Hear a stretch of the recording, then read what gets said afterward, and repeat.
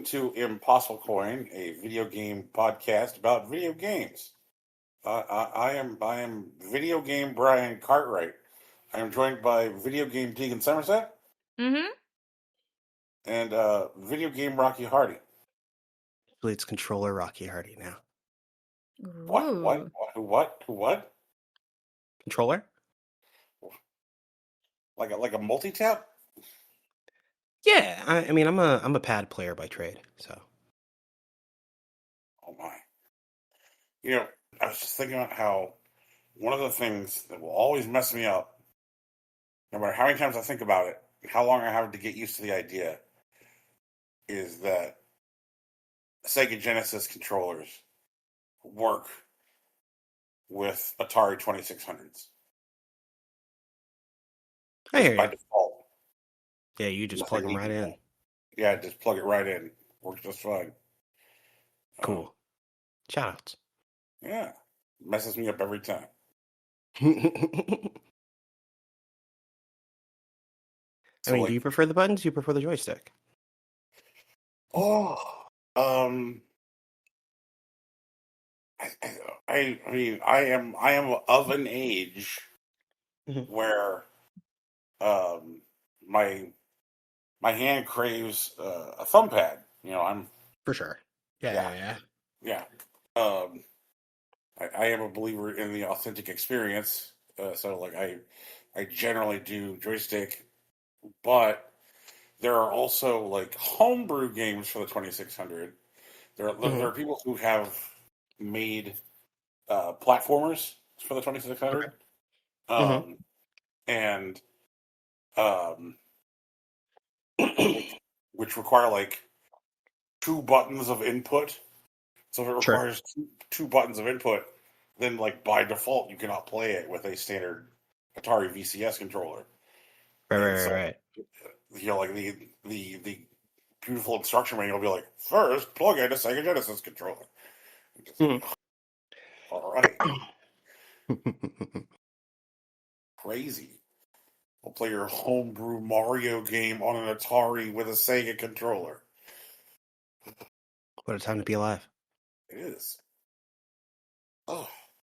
Rocky, how you doing, sir? Oh, I'm still alive. I can say that much. Thumbs up. That's a good True one. Enough. I am neck deep in a video game that I believe that you have already been neck deep on. Really? Yes. And which one would that be? I come to you with the good word of Balatro. Balatro's a good time. Whoa, Nelly, Balatro. Because your phone, or if you have an iPhone, tracks your screen time by app. My iPhone has been able to shame me with how much Balatro time I have had in the last week. Yeah? Yeah. Is 20 hours of Balatro in 7 days bad? I think what we call that is a part-time job. Oh, I was going to say those are amateur numbers, but, you know. Balatro's my side hustle? I guess. I mean, I moonlight with Pokemon Sleep, you know, so. Theoretically, you sleep in. True enough. Yeah. Man, Balatro, right? Jesus. So what are you, a banana aficionado? Have you found all the jokers? What's the vibe? Oh, man. All right. I still don't have all the jokers. Okay. Like, you know, I want to be real with you. I'm still trying to finish a run. For sure. Okay. Like it's.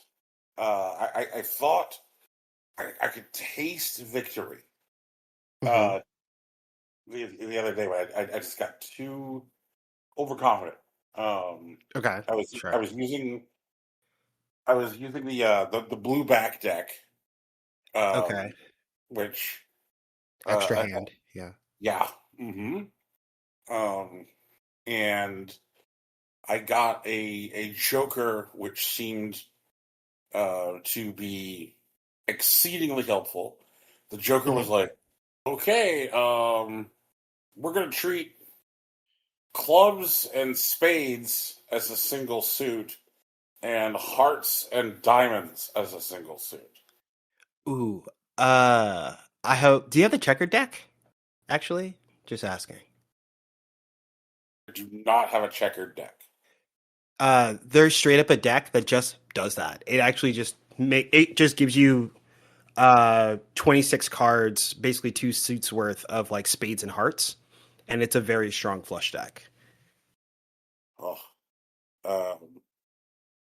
So I had that Joker in play, and then I had a different Joker, which allows you to skip a number for straights.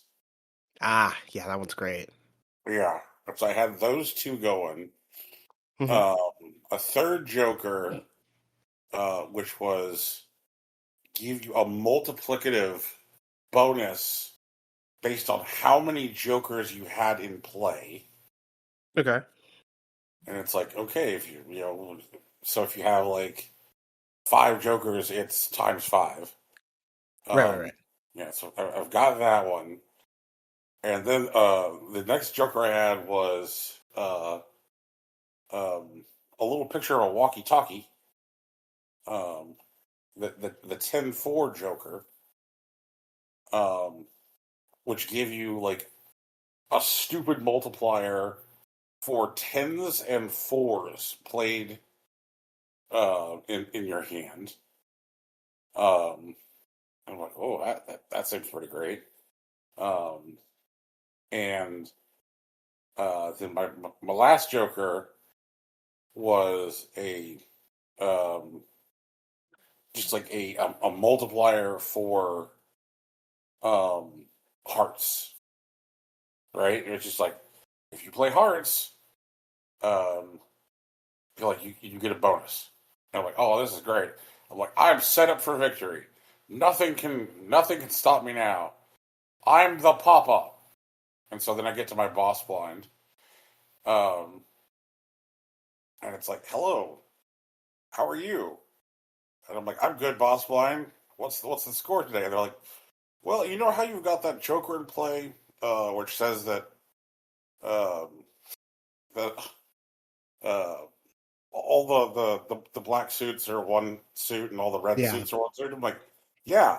It's like, well, your boss blind says that hearts are debuffed. And I'm like, So you does lose half your that deck. mean?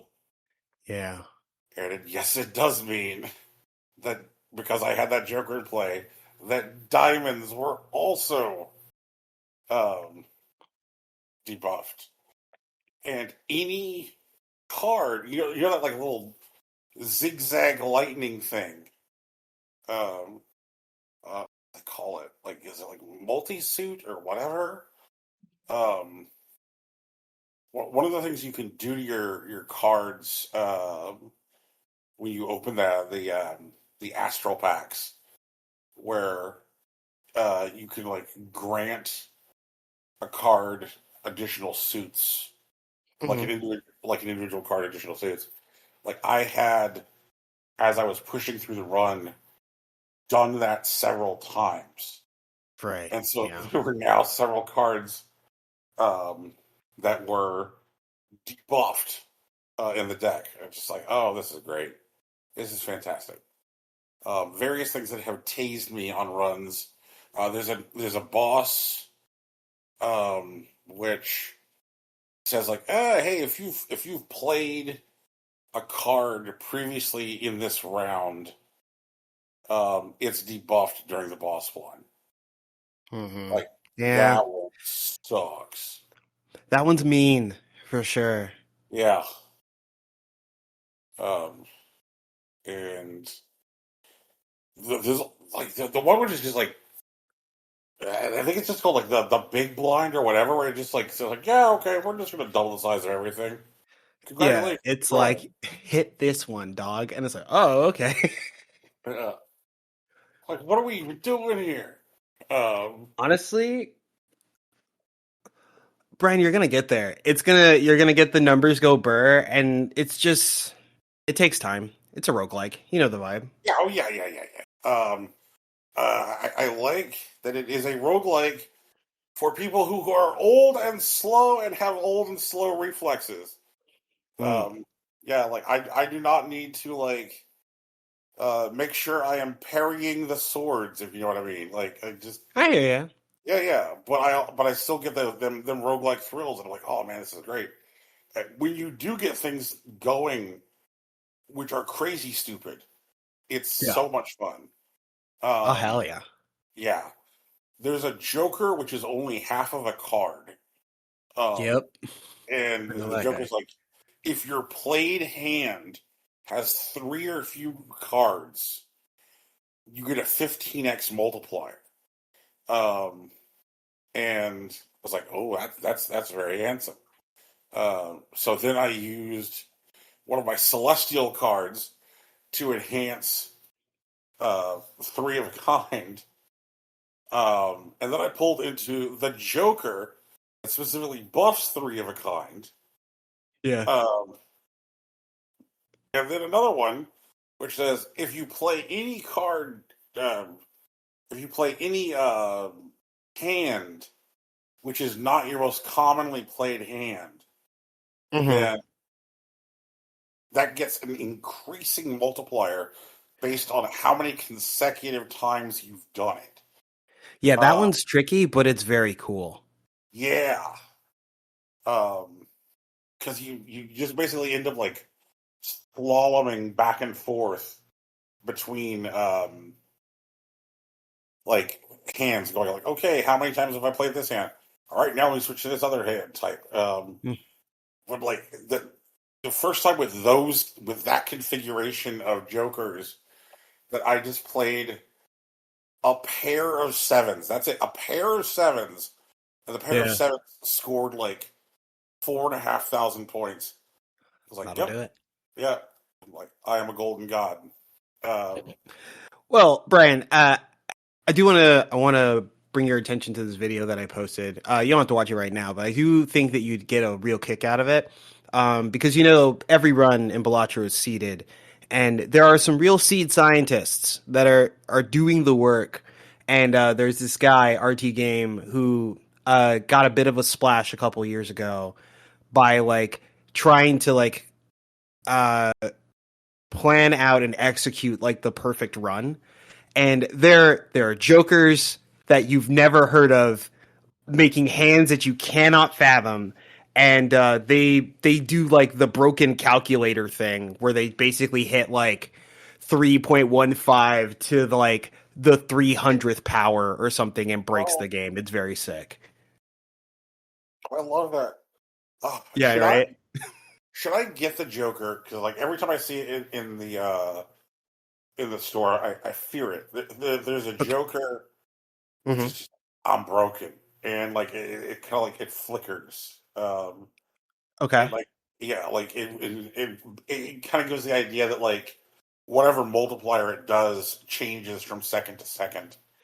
Um, Ah, yes, I think. One thing that I would say about this game is that it fully embraces its identity as a roguelike, meaning that a lot of the buffs that it gives you that are transient are very strong and are worth the trouble because you're not going to keep most jokers throughout the entire run anyways. Like Michelle, for example, I'm sure you're familiar. Gross Michelle is just a yellow banana. Is like a plus 16 mult, but has like a 1 in 6 chance of just like dissipating. yeah, um it's always useful for sure. And every run that uh or every like round that it survives just like is just a small lesson in gratitude and is always edifying. I think it's super sick. I think some of the things that you feel like are risky are worth experimenting with, because everything has its place. yeah. Um, I've really come to love the popcorn bucket one. Hell Um, yeah, love yeah, popcorn bucket.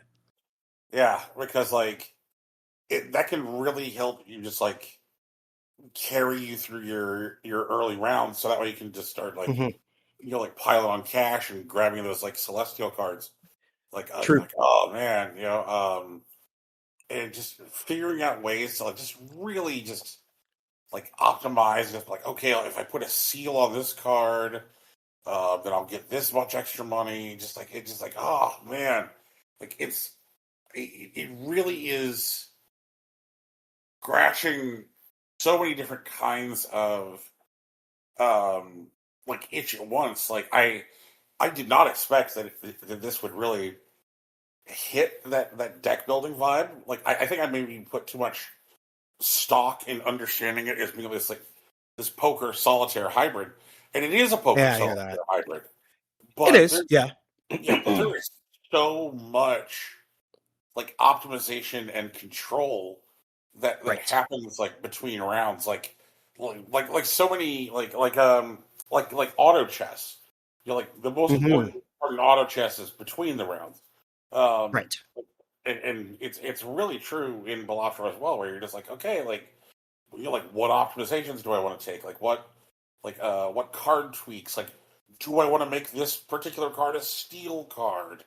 Like yes, you're still making strategy decisions like within the rounds, but like the most important heavy lifting you're doing on your strategy is in the shop. And when you're tweaking your deck, like oh man, like so much fun. And like I really do love the art style, and It's it beautiful. The kind of really soundtrack, works. it's like one track, but Oh, you know. yeah, but it bangs. You're allowed Yeah. to be one track when you fuck.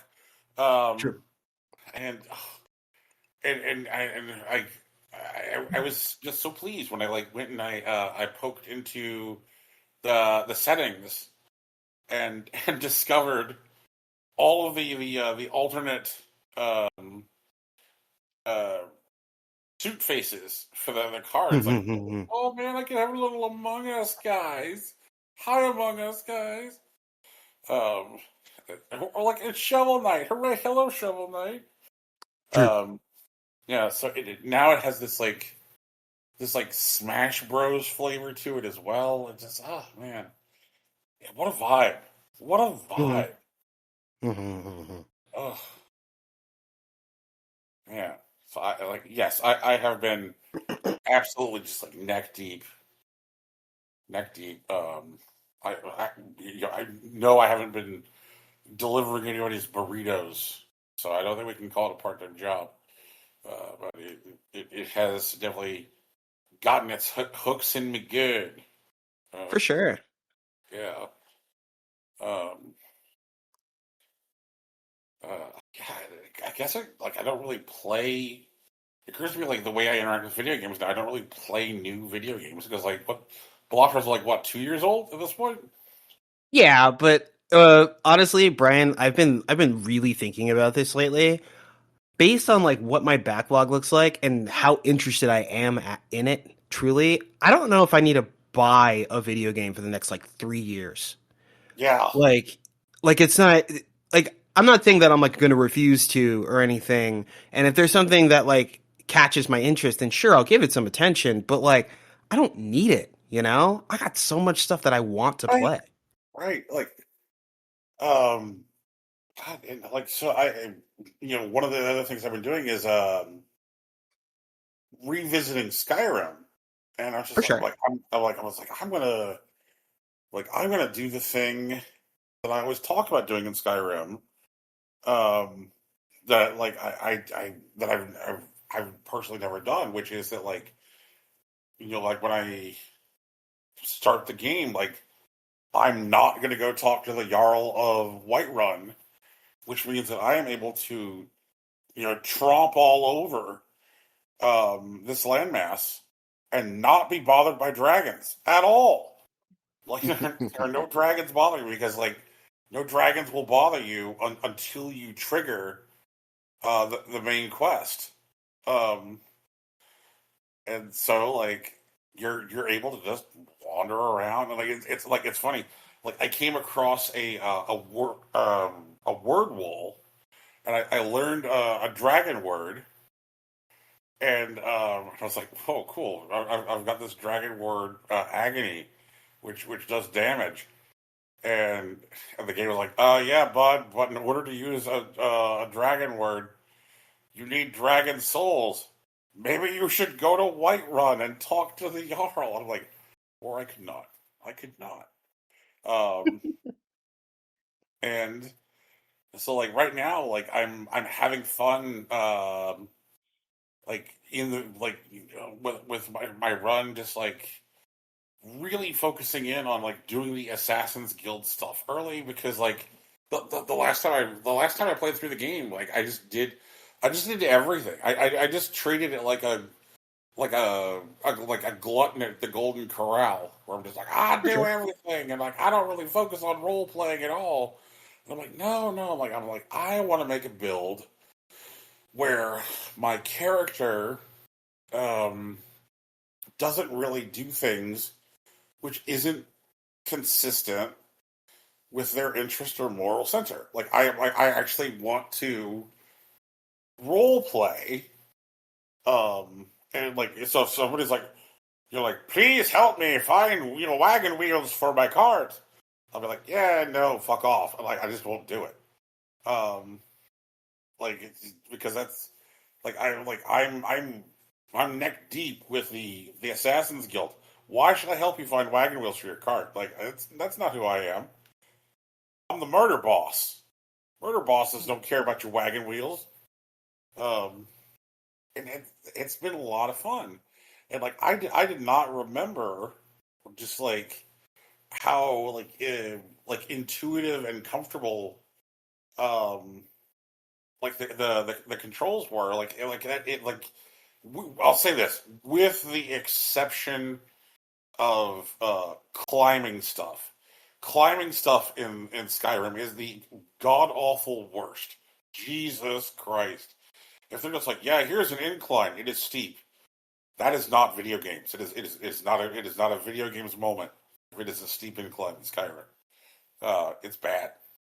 Um, Honestly, that reminds me because I've been playing a lot of Hytale lately. oh, Imagine Minecraft, among other things, but you're able to just innately climb. Like you don't have to like jump hop over everything, and it's a game changer. It's pretty sick. oh, um, yeah, like it,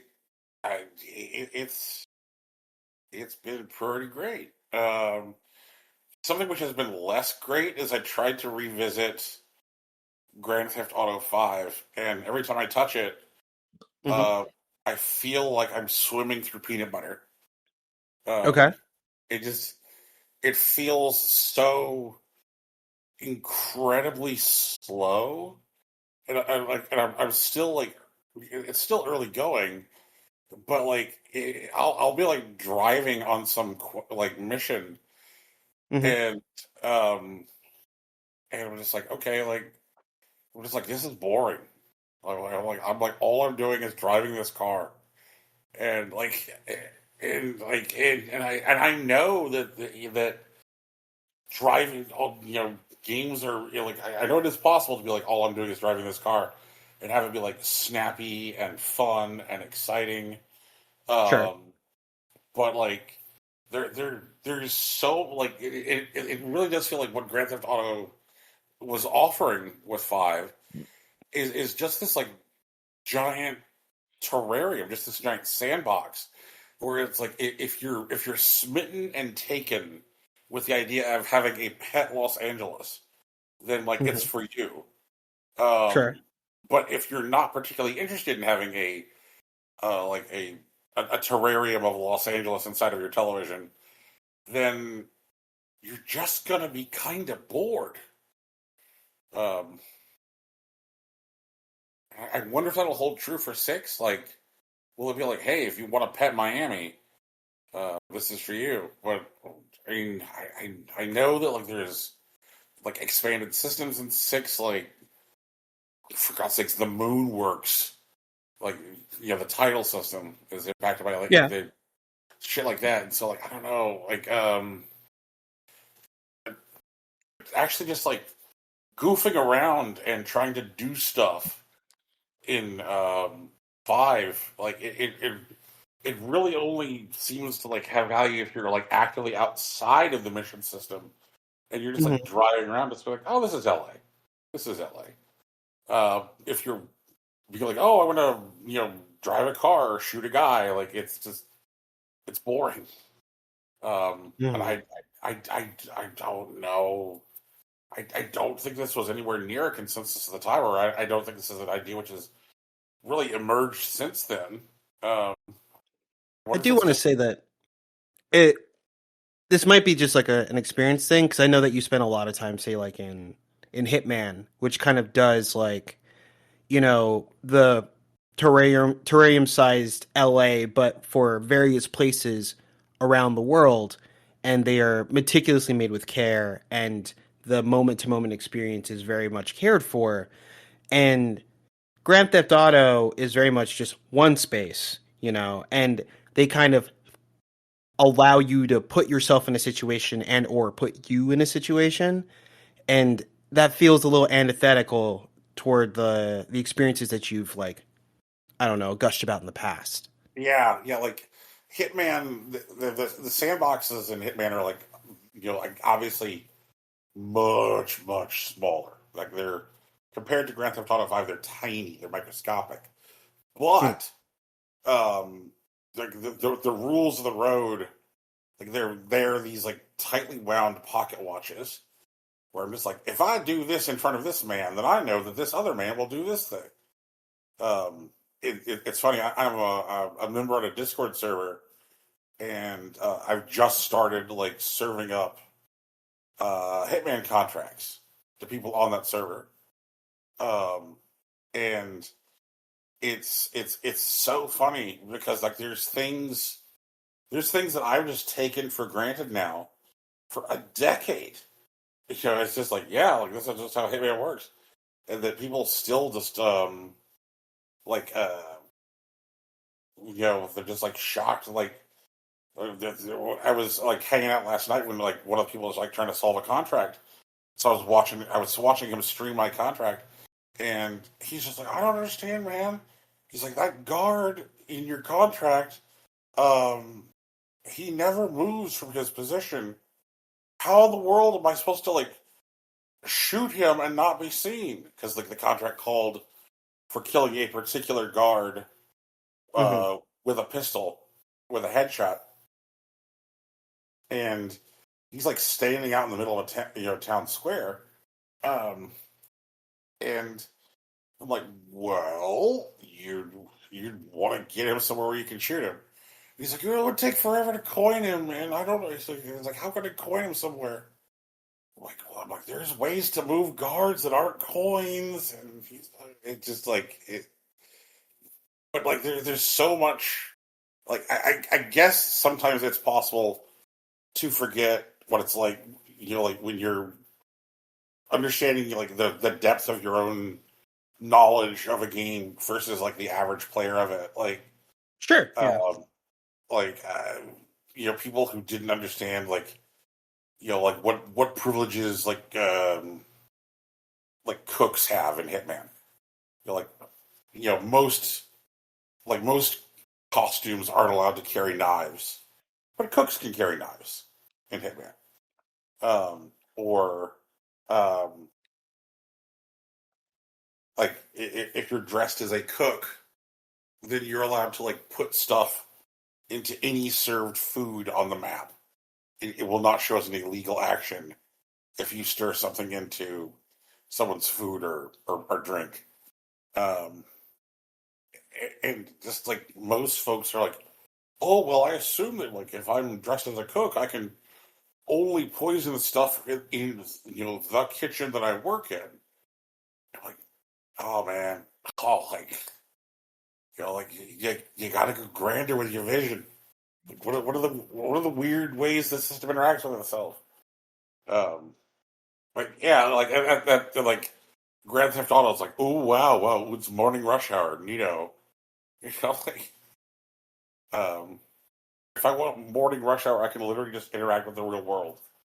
Um, so like I guess that's like it's like a real world simulator, but then it has that like cheeky Leslie Benzies humor on top of it.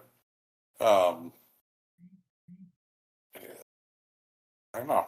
It just it's it feels like someone created something which has like the scale of like a legitimate, you know, science experiment for like digitally simulating the Los Angeles metro area, but then covered it in dick and fart jokes.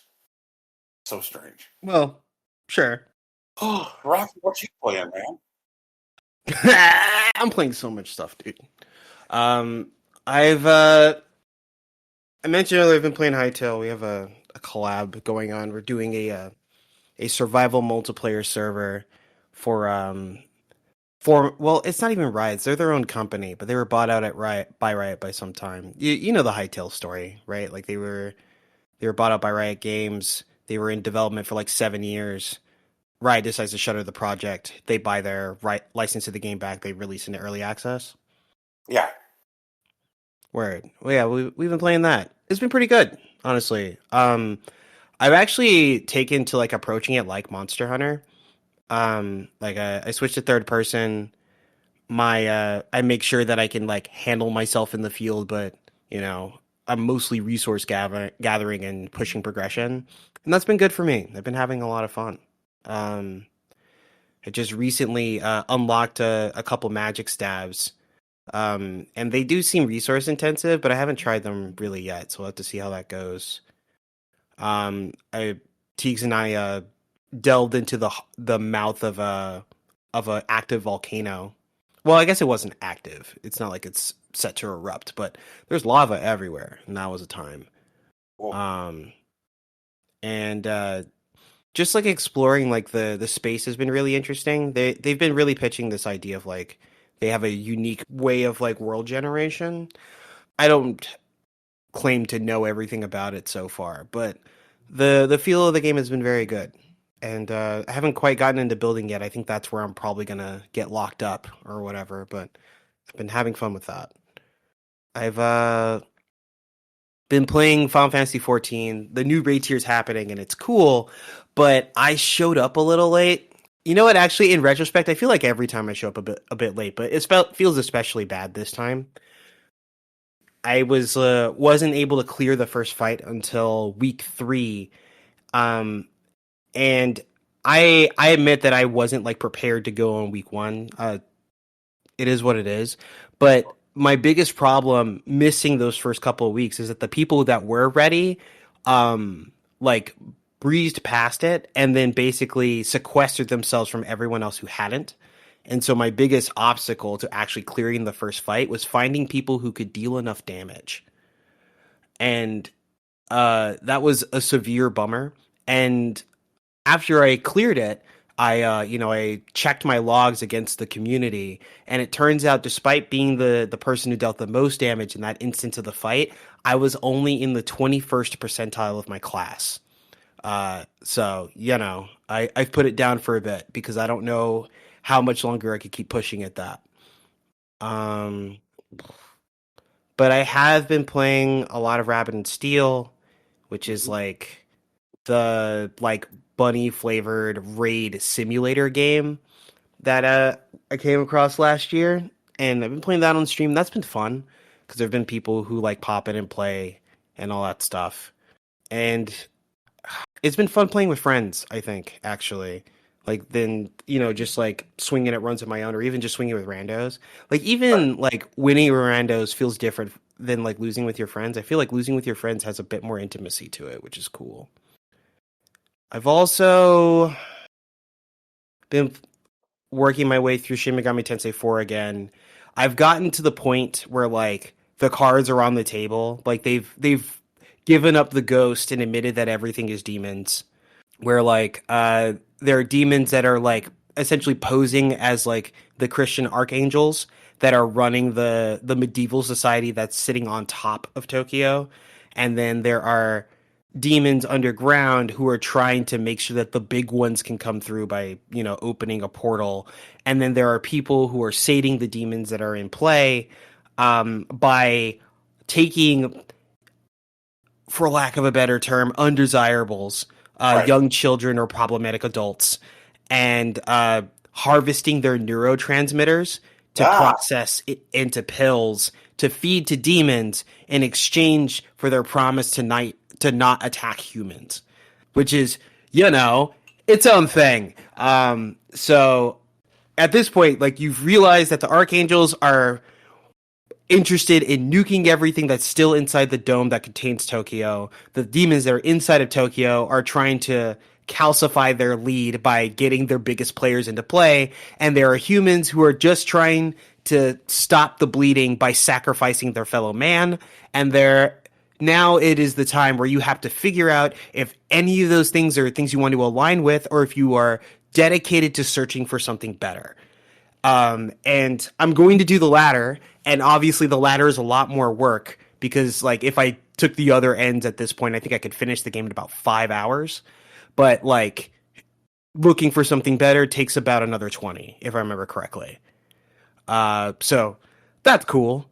I've also been exploring a couple of ROM hacks for games that like I've seen that I've played in the past. I've been getting back into Fire Emblem, and Fire Emblem 7, the original one for the GBA that features Lyn and Eliwood, as well as Fire Emblem 8, also known as the Sacred Stones, have two pretty popular ROM hacks. One is Fire Emblem Legacy, which is made by a YouTuber whose name that I can't remember right now, but they have worked with their team to add like quality of life adjustments to bring those Fire Emblem older games, in this case Fire Emblem 7, to the modern day, while preserving the intent of the developers at the time, like the way that they like in the project. I think I've said before, if the developers had, say, 20, 25 years worth of foresight, but still wanted to make the game that they were trying to make, that is the balance that they're trying to strike with their project. And I have that.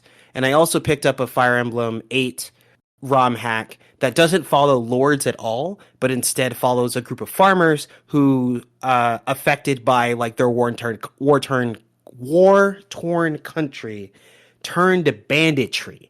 And, their story continues from there, which seems very interesting, because I've always wanted a Fire Emblem that didn't focus on lords or a secret lord. Like Path of Radiance and Radiant Dawn are favorites for those reasons. So I'm very interested in digging into that.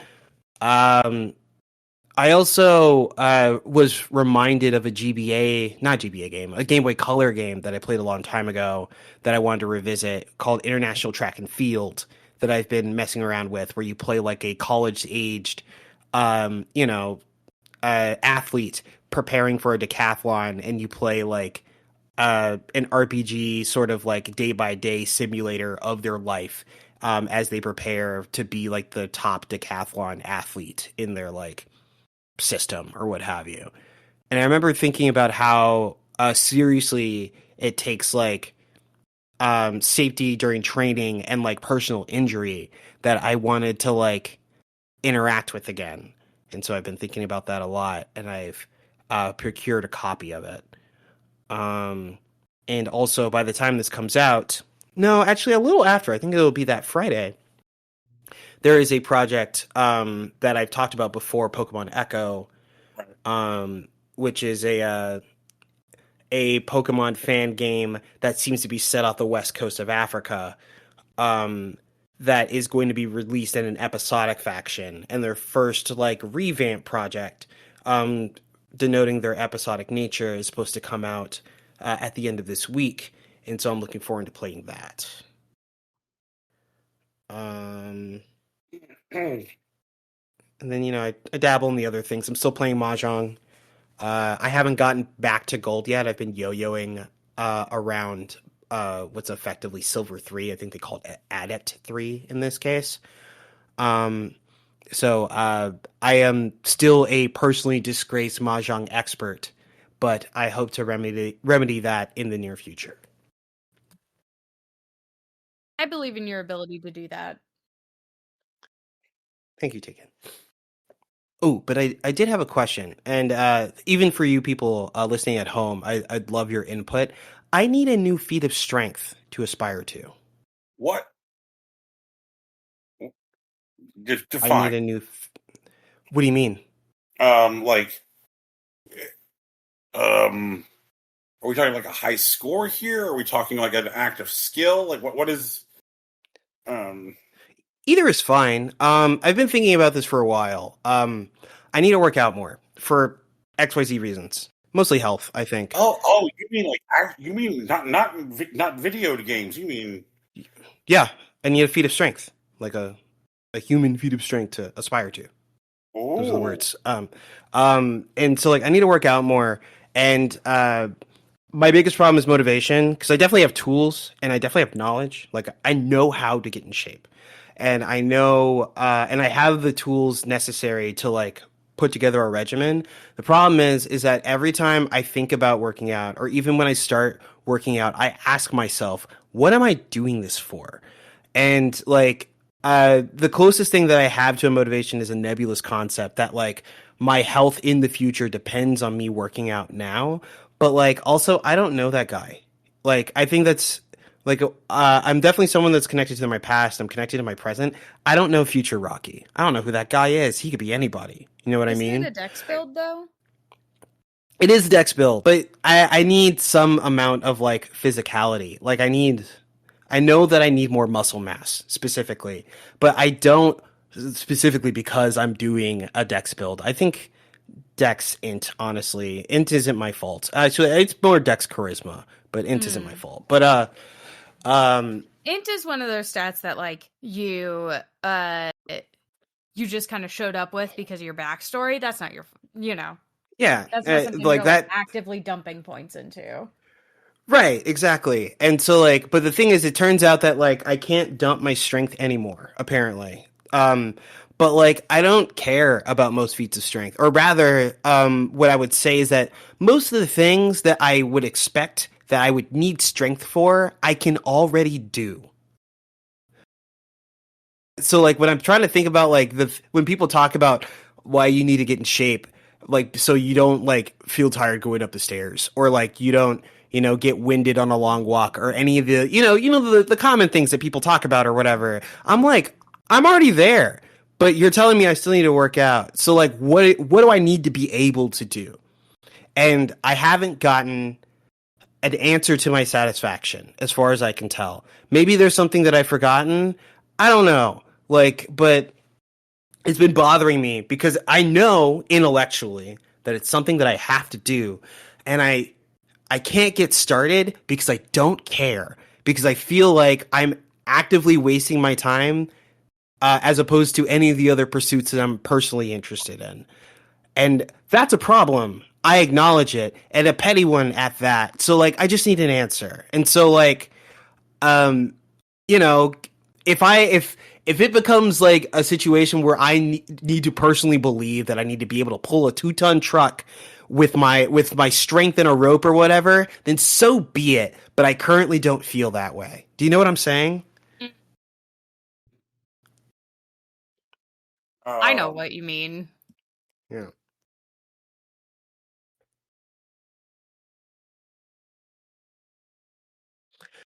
Again, this isn't the thing that we have to solve today. I just need to say it out loud, so that like me and other people can hear it.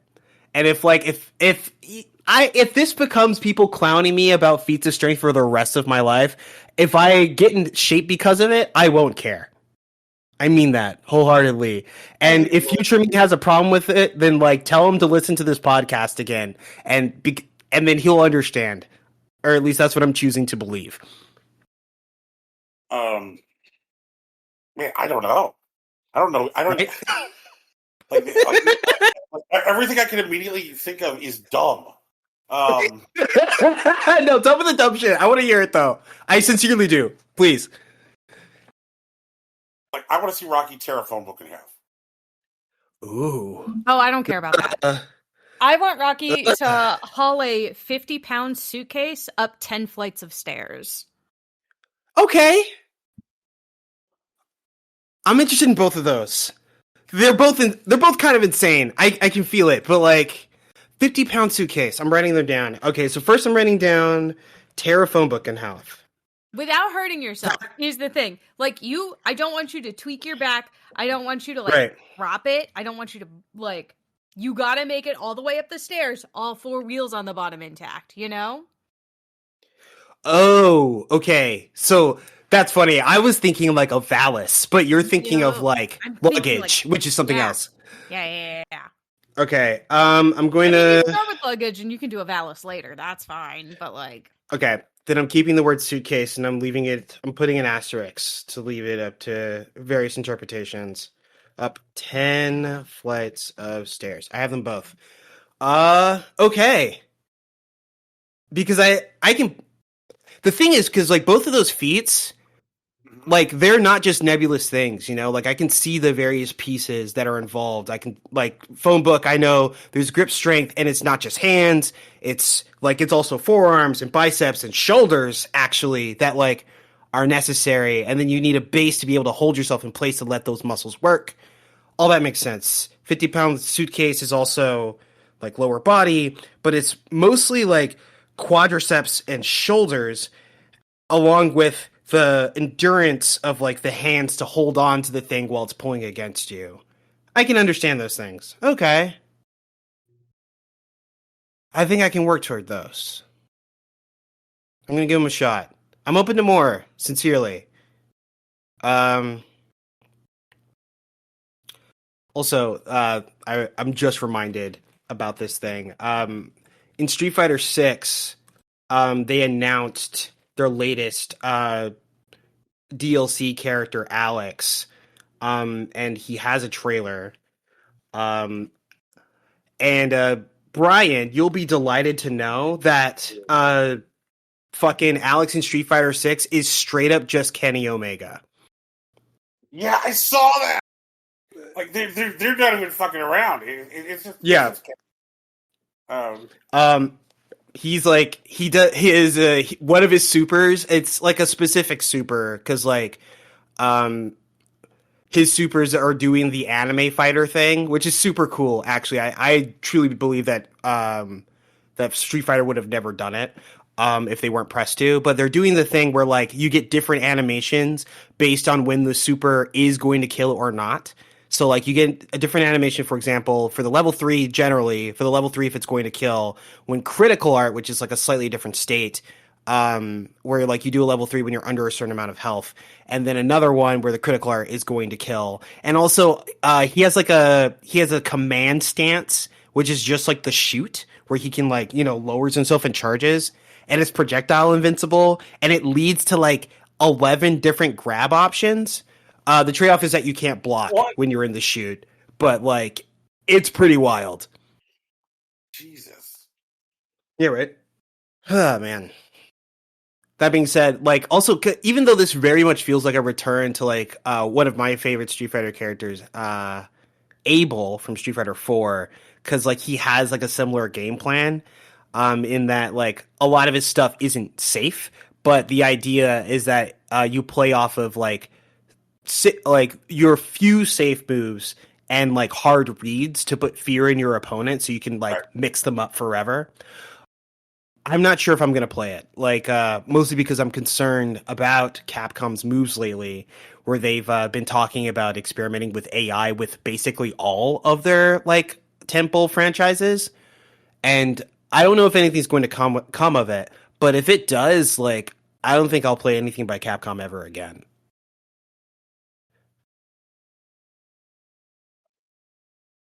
no, that's fair. I wouldn't. Oh. I only want to touch things that are made with human hands, you know, and human intent.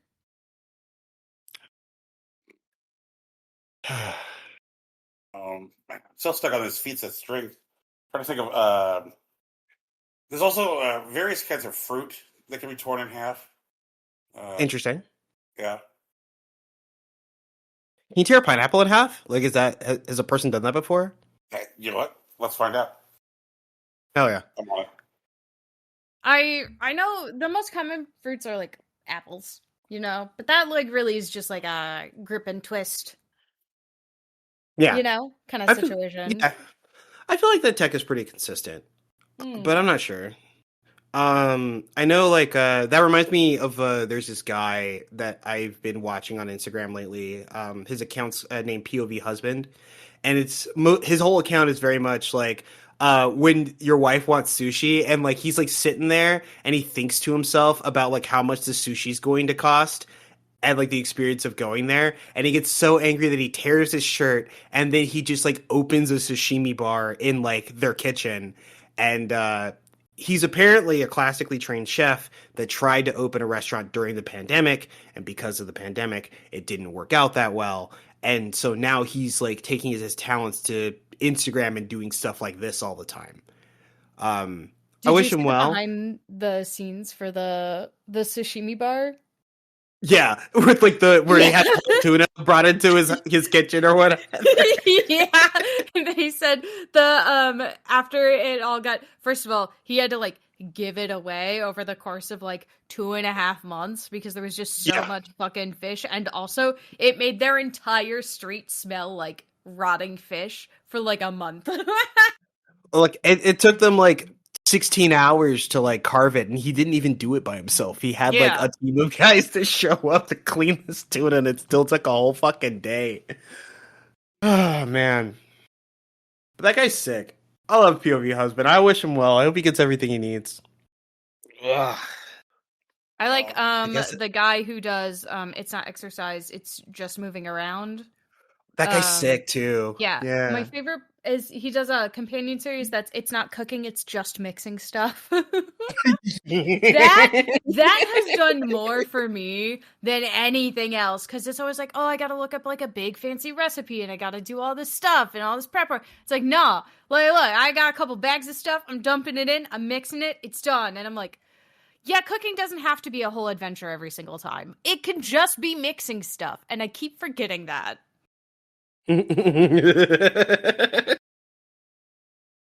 I'm glad it's helping. Stuff just mixing stuff. It's just mixing stuff. It's not cooking, it's just mixing stuff. Easy. I really like the perspective that he has about like exercise, because there's very much, I feel like this is a thing that happened in the late 90s and early aughts. At least that's what I remember, where it was just like, exercise, you just gotta do it. And once you do it, you'll feel better. And if you don't do it, you're going to die, you know? And like, this guy's like, hey man, like if you can't do like this movement, that's not the worst thing in the world. You can work your way up to it. You can do stuff like this. And he doesn't make you feel like a baby for it. You know what I mean? Like, I don't know who like invented like the concept of like girl push-ups as a pejorative, but I'm going to kill them and then I'm going to find them in hell and kill them again, you know? Yeah, modified push-ups aren't girl push-ups. Shut up. Yeah. They're just modified. It's okay. It's okay. Not everyone is that strong right away. It's not a failure. God. Like there's differences in mobility, and like there's like the importance is to meet people where they're at, you know, and to get them moving, because the movement is what's important. And like zero movement versus full push up, like it's not a fucking zero sum game, you know? Like Jesus Christ. When I went to I go to my I get a yearly physical every year as part of my healthcare plan, right?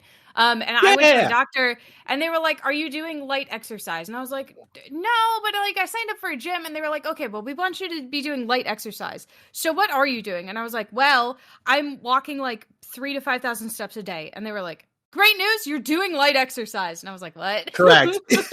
Yeah. I was like, I am the right walking. And they were like, that is light exercise. And I was like, oh. And they were like, yeah.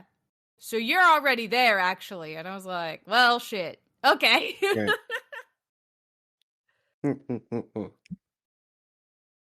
Big Jim tricked me into thinking that I had to do like Pilates 4 times a week to do light exercise, you know? And I'm mad about it. I'm still mad that I didn't get to do the rope climb in like elementary and middle school. Like I know that like our gym just had way too high ceilings for it, but like I was primed. Like, God damn it, I hate that I was mostly raised by TV. You know what I mean? Because like I feel like I prepared myself for all these experiences and they just weren't there. It's like, what is that, man? Ugh. Not a problem I had. Was not raised by TV. The experiences I had was like, I'm 14. When am I gonna meet my magical talking cat and turn into a girl who fights crime? Like, that's what I was trying for. Not like I have to climb a rope in gym. How many layers of magical girl are there? There's actually no. Hold on. I got to do this because I don't know if Brian ever saw it, and it's gonna be funny. Give me a second. I gotta find it. There are exactly 4. Here you go, Brian. I got an image that is actually arranged in a timeline for you. Here you go. There is, in 1992, the first magical girl show ever, Met Sailor Moon. And then Cardcaptor Sakura, or some shit, I don't fucking know. And then 2011, which was Madoka Magica, which is a subversion of the genre. And then they stopped making them after that. God, for legal reasons, shit I've ever seen. That's the funniest shit I've ever seen. Holy shit. God, imagine the first magical girl ever being Sailor Moon. Are you kidding me? Anyway. Oh, man. That one was a really good one. God. What a delight. Drew? Man. Oh, I started watching Pluribus. It's very good. Yeah, I wanted to get your Pluribus thoughts. Like, I think, first of all, I sent an article earlier this week to, our chat in Impossible Claim Scheduling, which got me to poke at Pluribus, calling it the anti-Star Trek, where they suggested humanity hasn't earned the right. Hadn't watching anything about it, but Pluribus is a science fiction show available on Apple TV Plus that explores the idea of the world being basically arranged into a hive mind. There is a satellite farm. I forget actually where it starts, but it's in the United States, and they notice a transmission that seems to be 4 tones that they reverse engineer into an RNA sequence that basically acts like a retrovirus, or no, they call it a lysogenic virus. That's what they call it. They test it for about a year, and they see that it's some kind of virus, but they don't know what it does. But they do a bunch of animal testing over the course of the year, and they don't find much until one of the rats seems to die, and then they take it out and it bites one of the researchers, and then that researcher starts spreading it to other people, and the effects of it is that it seems to congeal all those affected into a perfectly seamless, genuinely pleasant hive mind. The first thing that it starts doing once it realizes itself is that it starts cleaning up, because there's obviously some disruption. When people are hive-minded, there are accidents and deaths, and they start tending to the dead. They they stop murder and killing of any kind.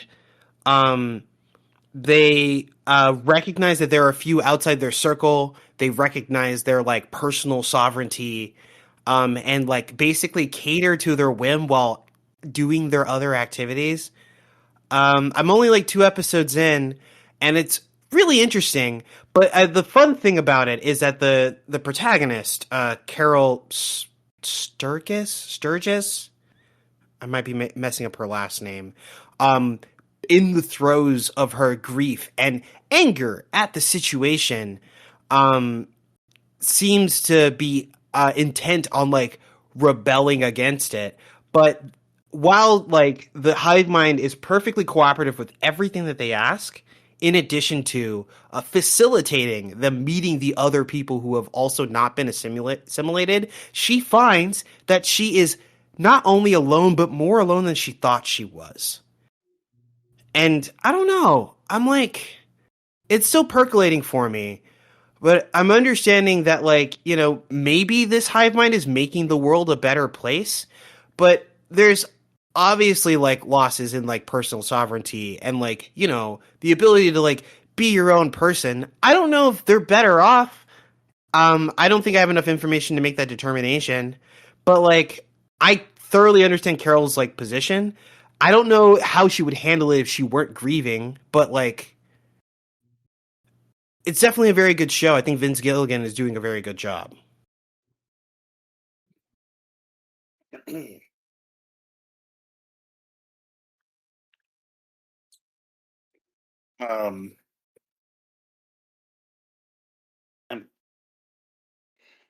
my brain, okay.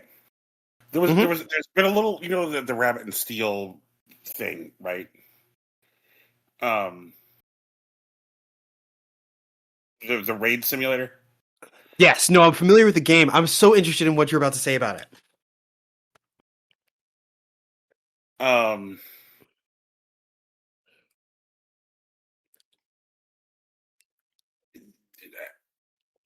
But I looked at it, and I just saw this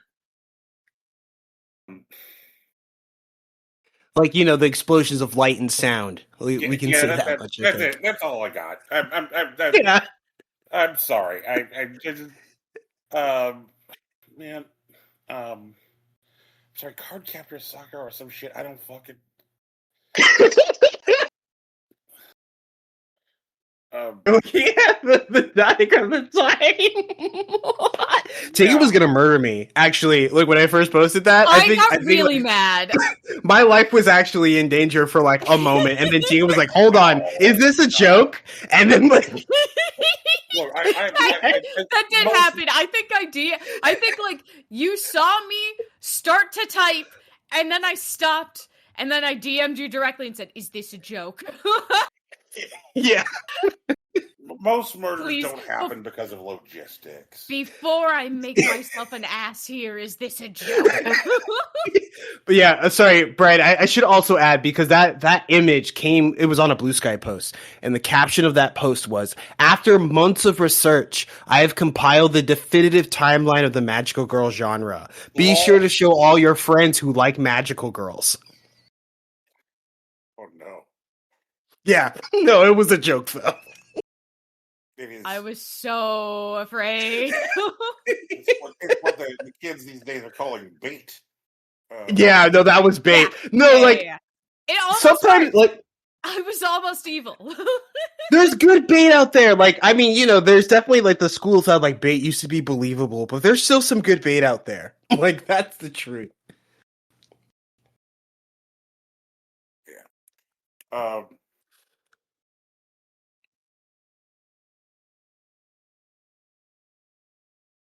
So, right. I have an anime question.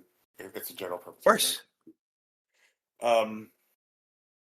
It seems like a lot of anime these days is what I would like to call like computer aided animation. There's a lot of like, hey, sure, everybody, yeah. we're There's less hand drawn stuff for real. Right. Like where they're like we're imitating hand animation. Like we're like this kind of looks like a people drew this, but you know, wink, wink. You know,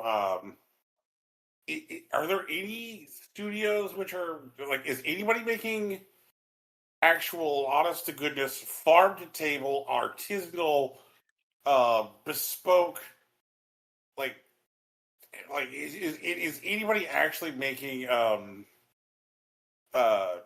anime where like dudes are like you know, crying over tables for hours at a time to make sure that they've animated the magical girl spin quite right. Like is there any actual hand animation going on these days, or is it all this computer aided stuff? Are you? Yes, and it's very good. Hang on. No, I need a little clarification here. Are you looking for things that are not no computer at all? Like it's not things that have been drawn and like on a computer in like Paint or not paint. You know what I mean? Like in animation software, you're specifically looking for like paper and like individual animation cells and like that kind of thing. I understand that like it's impractical to say like no computers at all. Like that's just not feasible. It's logical in fact for like them to be doing stuff like say using computer aids and like cleanup. Like if somebody's like, oh, okay, well I've animated this, like, and then they're going to use like a computer like their cleanup efforts. Like, okay, that's fine. But like when somebody's like sitting down and you're like, all right, I need 10 frames of a guy turning into a chainsaw. Those 10 frames were originally drawn by a person. There might have been a computer used later for cleanup.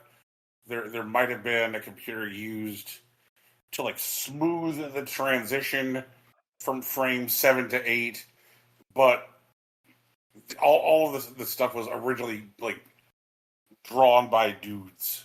Everything is here's my problem with the way that you're asking this question. It is drawn. It's just drawn on a tablet. Are you saying you want no tablets involved, or are you saying you want like you don't care if someone? I want no tablets. You want no tablets? Okay, then you want to look at the ending for Free Run season 2, which was drawn entirely with colored pencils. Yeah, Rocky just posted it. It's in the shot. Drawn entirely with colored pencils. Yes. Like it's still a thing that's happening, and it's a thing that's happening, not necessarily like more often, but with more projects. The projects just take a lot longer. What I would say is that, I don't know, maybe I'm misinterpreting Brian's question, but like, I think what Brian was probably getting at was the idea that there's a lot of anime that simply looks cheap. Yeah, that's it. Thank you. And yeah, and like I agree with you. There is a lot of anime that looks cheap because like everyone's just trying to get their foothold. They're just trying to get eyes on stuff, especially with like various adaptations and what have you. I still think there are plenty of anime that looks really good. That like that even with computer like tools or whatever, like still feel like that there are people that put love and like care in the depiction that they're presenting to you, rather than like, you know, insert palette here. And I think there's a lot of those. I think it's very good, but I do think it is harder because you have to sift through the cheap stuff. So like I would say yes, there is more cheap stuff, but if you're asking if the love of the genre persists, the answer is yes.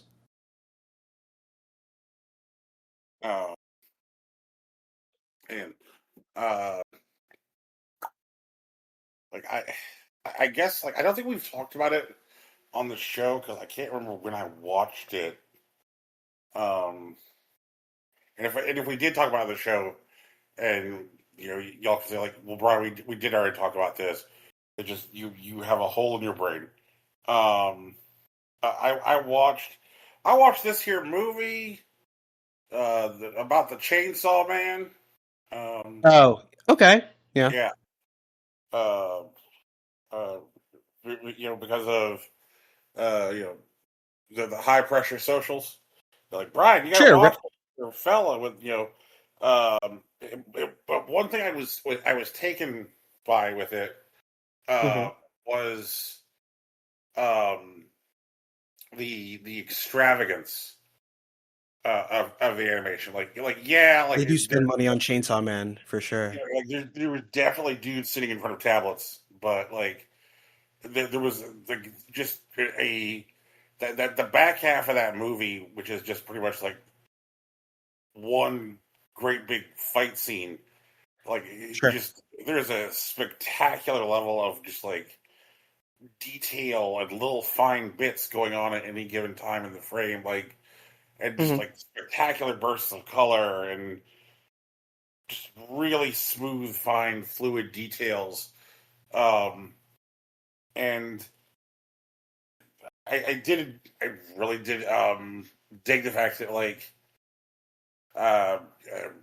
maybe like animation like do some more like advertising itself, being like, hey, you probably heard about this Chainsaw Man. People have tried to sell you on the idea that like, you know, there's a demon hunting, et cetera, et cetera, et cetera.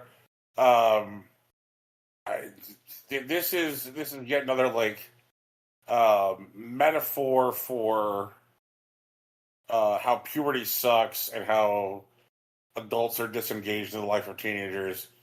Um, so if you're looking for a dirtbag sleazy Evangelion, come on down to Chainsaw Man. I guess that's one way of looking at it. Yeah. Yeah. Like because it occurs to me like it's like, oh, okay, so this is another show where somebody gets unwillingly thrust into early employment. It's like instead of being like, oh man, I don't want to be a mech pilot. It's like, oh man, I don't want to be a demon hunter. While they're kind of like struggling to reconcile puberty, and just all of these like all of the concerns are like, oh man, should I try to hold hands with the lady? Meanwhile, demons everywhere. And I like those heavy-handed metaphors, and of course, like all the Chainsaw Man people are like, oh man, Brian, well, now that you watched the movie, you have to go back and watch the show. And I tried to go back and watch the show, and Okay. I'll say this, the animation was nowhere near as engaging. Yeah, it was so much flatter and less lush. Did you watch it as on a streaming service, or did you watch the Blu-ray? Is going to be my question. I mean, because they do. Here's the thing: they do the quick flat animation for the TV show because they're animating as the show is coming out. But they clean up all that stuff for the Blu-ray releases. Like that's a common anime not like trope, but it's it's part of the system. It's a practice. Yeah. Mm-hmm. I agree with you, Teeks, but they do just spend more money on movies than they do on the anime. I agree that the quality punches up for Blu-rays, but I don't know. If the thing that Brian likes is the movie quality animation, I don't know if he's gonna get that from a Blu-ray. It'll be better than the streaming service stuff, but I don't know how much better. Right. Well, I did some follow up on this, and I found out that apparently the person who was the showrunner for the show left Chainsaw Man, and then the person who directed the film was different, and that would explain the color palette was very, very different. The color palette on the show was very muted, very muted. And I know that this is also a problem with just Hollywood now. We're like, oh, man, I'm going to go ahead and pin a thought so I can circle back to it in just a few moments. What part of the problem, which exists both in anime and in Hollywood, is this idea that the flatter the color palette you use, the less space that will be required to save your massive files for creation of DCPs for theatrical presentation, and for saving on servers that are spinning up video on demand. So the more crunchy contrast, the better the color you have, the bigger the files. So it is actually cheaper and more profitable to have your show look like dog shit. Okay. I mean, I'm aware of that, but I do think that the look of Chainsaw Man, especially its first season, is part of the story that they're trying to tell. I agree that it may also be more economical, but I do think it has actual thematic uses beyond that. Okay. The thing I was gonna circle back to as far as ugliness of flatness, you're just flat color values, is this past week the trailer for Masters of the Universe came out. Okay. Yeah. Like, hey, everybody, it's He-Man, the movie. And I remember being a kid, just being like, oh man, He-Man. And like, once I grew up and was able to articulate some of the things I liked about He-Man, things like giant, bright burst of color are one of them. And watching this trailer, I was just like, man, this could be anything. Like, if you just told me this was, Kirkland's signature Guardians of the Galaxy, I would believe you. Like, this is Costco Suicide Squad. Like, it's the flattest, muddiest, ugliest, just dog shit ass looking thing. And I'm like, why does this, why does everything just look the same now? It's just shades of mud. Some people only like watching 3 movies, Brian. They should watch more movies, Rocky. I mean, sure, but like that's not a decision we can make for them, you know?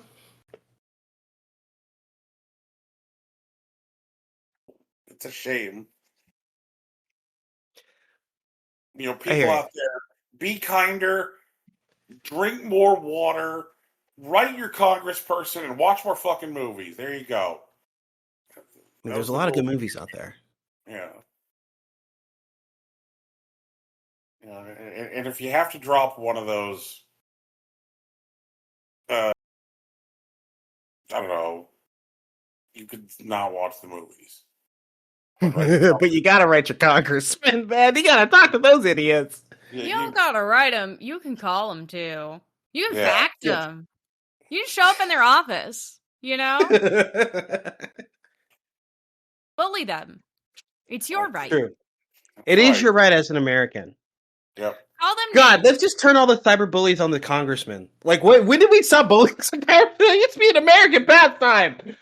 Whatever. I'm getting off my soapbox. I'm fine. I don't know. I still bully our congresspeople. God. They're I so salute easy you, to Team bully. Somerset. They're fucking cowards. They're going to say whatever you want them to say. So tell them what you want them to say. Yeah. One of them used to be a car salesman. Just like, come on. You go from peddling shitty cars to peddling shitty policy. Got them. Easy, free. Yeah. Make up a fucking shitty chant and stand in their office. Who cares? God, I know those high school cheerleaders got to be doing something. Let's get the gang back together. Just do the I am rubber and you are glue thing. They don't know how to react to that. They don't know what they're doing. Yeah. Just like, you can't insult me worse than I can insult myself. Got him. Next.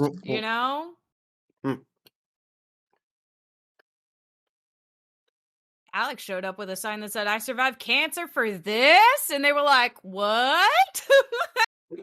Get got. It's easy. Sure. They're stupid. Anyway. Yeah.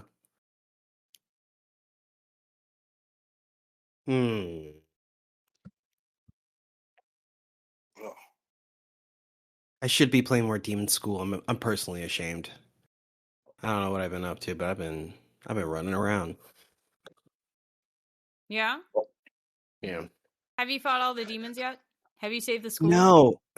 I haven't saved the school yet. Honestly, the school is fucked. I mean, it's bad enough that it's on an island by itself, but like, why do they keep putting schools on islands by themselves? It's a bad spot for a school to be. I don't know, dog. One of the things. Can I tell you a thing about Demon School? Actually, yeah. I was in Demon School, and like, they have this thing where like there's my party and there's another party that we're sort of in competition with, and we get like weekly goals that we have to do essentially. And this week, our goal took us to the same place, which was an abandoned military base on the island with like several underground layers that led us to like a sewer like section. But in this sewer section, apparently the sewer section, like we were staying on top of grates and there was like lava, and like It was like basically keeping the lava away from the rest of the school, and it was about to overflow. And we had a tactical boss fight where we had to like defeat encroaching demons while also within 9 turns hitting like this giant valve in the center of the map to like reduce the pressure. And like the pressure would like rise every couple of turns. And so we had 9 turns to destroy the valve altogether, but every 3 turns it would threaten to overflow. So we had to balance the encroaching like demon horde, but also manage like this spinning wheel. And it was such a great tactical challenge. It was super cool. And that wasn't the first boss fight, but I think it was like the third one. And like I still have something like 8 weeks until the alleged apocalypse. I can't wait to see what this game's gonna ask me to do. Persona? Yeah, dude. Brian, I've talked to you about Demon School. Let me cool down. Brian, Demon School might be a video game that you could enjoy. You know what? Check it out sometime. Like, let me settle down. Okay, okay, all right. I understand that it. Maybe my blood sugar was low.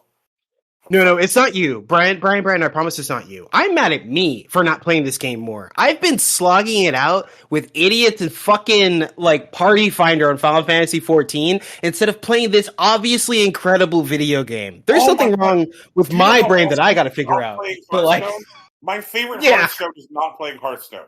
Oh, oh my god. Like, I get it. Like, it's not you, dude. I am just mad, mostly at me. And like, I spilled some over, and that's what I was stopping myself from doing. Like, I apologize. I do have to say the funniest thing about when you guys have these conversations is I only play games that bring me joy. I don't know why you guys don't. There are other things that I maintain, Tegan, there are other things that I want in video games than purely joy. Yeah, that's fair. Like, I mean, I'm getting like a semblance. When I say like joy, I don't mean just like, oh, this thing makes me happy all the time I'm playing it. Like sometimes I'm playing it because like I appreciate the challenge or whatever. But like, I don't play games that fucking piss me off and feel like a slog. And I don't know why you guys continue to do that. No. Because I know I'm bigger than the slog. I mean, yeah, that's fine. I am not bigger than the slug. I am smaller than the slug. Yeah, Brian has a different problem. But my thing is that I know I'm bigger than the slug. I'm willing to put up with it. But sometimes I bitch about it. That's all it is. And yes, I play games for things other than joy too. But I do not play games to get kicked in the fucking joint. I don't. I do not play games to get logged in and be like, hey, have you spent $410 on a virtual pet yet today? Yeah, right. Fuck, dude. Yeah, it's like that's just crazy, dog. They want you to drop a lease payment on a virtual pet, dude. Like, come on now. Oh no. And I think back over the last like couple of years of video games where I was like spending you know what, I'm not playing a lot of games, but I am playing Hearthstone every day, sometimes like a couple hours a day, right? Yeah. And I'm just like, fuck, like if I was gonna like give myself 2 hours a day to play video games every fucking day, maybe it should have been a game that I was remotely enjoying. Like, sure. Yeah, I hear ya. Oh god, like it has been revelatory to be like, you know what, I'm going to make time for games every day, and like the games I'm going to play, I'm going to find something rewarding in them. Just reawaken, like, because like video games have for me for the last few years felt like a job. Like I'm just like, oh, you know, it's kind of like I've kind of pictured, you know, the 3 times annual release of expansions, you know, in Hearthstone. It's kind of like the all hands meeting at work. Like, hey, everybody. I hear ya. Yeah. It's like, welcome to the expansion, everybody. Why? Why would you do that though? Sometimes it's not all bad. That's what I mean. when I compare it to cigarettes, like it's a very serious comparison. I mean, literally, the moment Final Fantasy felt like it was work, I quit playing until I was ready to play again. Like, sure, yeah. What do you mean? What do you mean you just allow yourself to slog like that? I don't want to do a job after my job. I want to have fun. For sure. You know? And fun isn't the same every time, but like all of your logic is sound and all of the things that you were saying are smart, Keegan. Uh-huh. But like I said, when I compare it to cigarettes, like that's not me just being cute. You know, like there's some part of me on a chemical level that's like, oh well, time to go do the thing that I hate. Right. The addictive personality traits really passed me by, huh? I guess. Except Love Nikki. Except Love Nikki. Except Love Nikki. That's the only game that game is straight heroin and I'm not touching it. I do want to say, like, sometimes I miss, like, when I miss the bus on Final Fantasy, that definitely sucks, for sure. And, like, catching up without, like, a gang to, like, push you along also sucks, for sure. But, like, when you show up, like, ready, like, you know, like the way that I initially planned, where I was actually working toward about a month before I restarted my sub.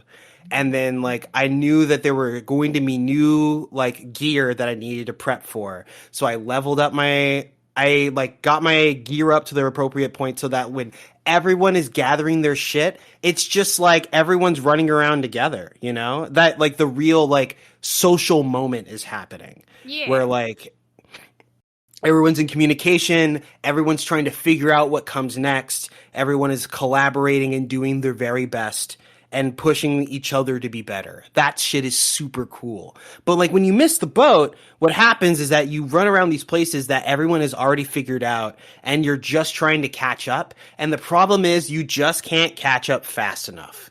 That's just it. Because, like, even if you were to work, like, 20 hours a day, like, you might get to the point where people are. But the people that are ahead of you, the people that you want to play with, the people who are competent and thoughtful and prepared are off doing their own shit, and they don't have time to waste on you catching up, and that shit sucks. And like Hearthstone worked itself into this corner. Like the thing that like the thing that would always keep me going, and be like, all right, you know, like why am I not quitting this game today? Was always the promise of the way the game would reset with each expansion. And once a year, the bigger reset that comes from getting rid of a year's worth of cards. But like now, there's always at any given point some deck which has been introduced, which is just so effing powerful that like when they launch a new expansion, it doesn't matter that they launched a new expansion, which in theory should shake up the meta. Like, people are like, all right, oh, well, I guess I'm still running Murloc Paladin, because why would I not? Or I'm still running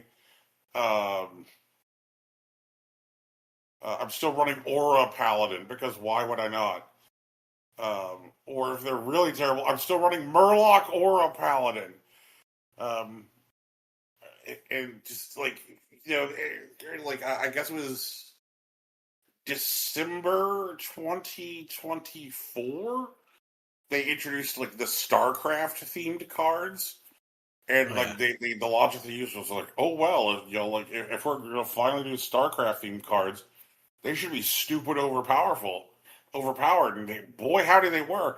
Like the whole of 2025, those things just like a reign of terror, and they will finally disappear in April. But like, man, like it just there's a particular build that happened because of StarCraft called Protoss Mage, and like I just reliably know that like if you start seeing that you're playing against a mage and they start casting Protoss spells, I'm like, oh well, this guy's playing solitaire. It doesn't matter what I do. His win condition has nothing to do with me. Like, and I think that's the thing that like frustrated me the most is that like invariably these decks, which are like that just stick around in the meta, the thing that like causes them to win is based zero on interactivity with the other player. It's just like do thing X in sequence long enough and you win. Like there's currently a warlock build called Rafaam Warlock, because like a recent expansion introduced the idea of these cards where when you put them in your deck, the cards are so powerful that they require other cards going into your deck. And so when you place Rafaam the Supreme in your deck, it expands the size of your Warlock deck to 40 cards instead of 30, and then places 9 other versions of Rafaam in your deck. And the way the Rafaam card reads is, if you've played the other 9 Rafaams, when you play the main Rafaam, you win. You win. So as long as you build a deck which is around drawing cards and cycling cards, you're gonna win with the Rafaam. And it just like so when they introduced new cards, it didn't matter. It didn't matter, because like why would anybody need to like unless the new cards were draw cards faster? There was no reason to like mess with it. And like that's like I liked when Hearthstone was like a fertile place with a rapidly changing and evolving meta, and the stuff that was hot 3 months ago isn't hot now because the landscape is different, both because of card introductions and evolving strategy. And none of that is true now. It's so garbage. But hey, it's also not my fucking problem, baby. Video games. True. Shoutouts to Balatro. Shoutouts to Balatro. That game's great. Shoutouts to Local Thunk. Honestly, they did the good work. Oh.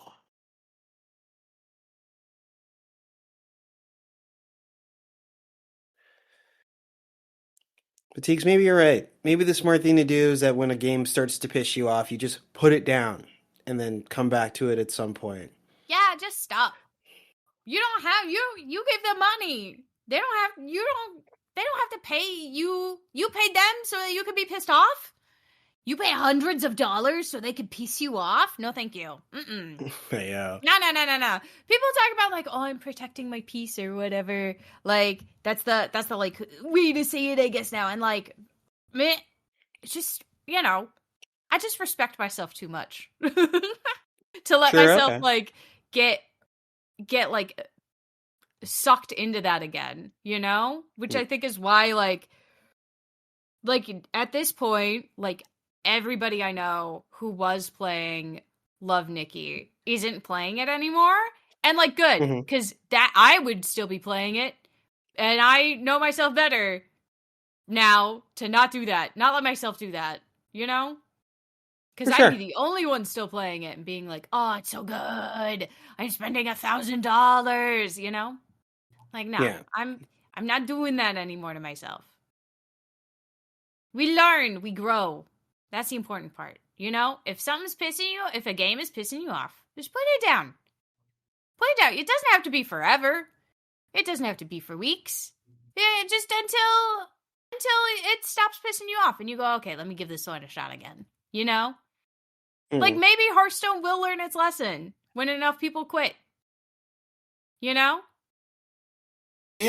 I mean, the way they have reacted to every like loss of player base size is by doing things like introducing gambling mechanics and things like that. So trap the people that are still there. Maybe they won't, and that's okay because the good news is now you're free. It doesn't matter anymore. It used to be fun. It's not fun anymore. That's okay.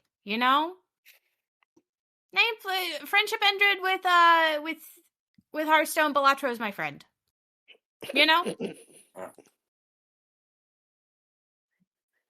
There are thousands of amazing video games to play, you know? Yep. Possibly millions. It's a delight. Possibly millions. You never know. You won't know until you start playing them. Yeah.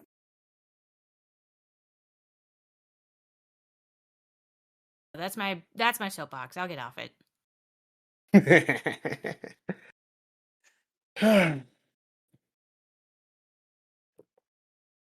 It's a good speech, T. It's a good speech. Thanks. Thanks. It's a little one. It's useful, I think.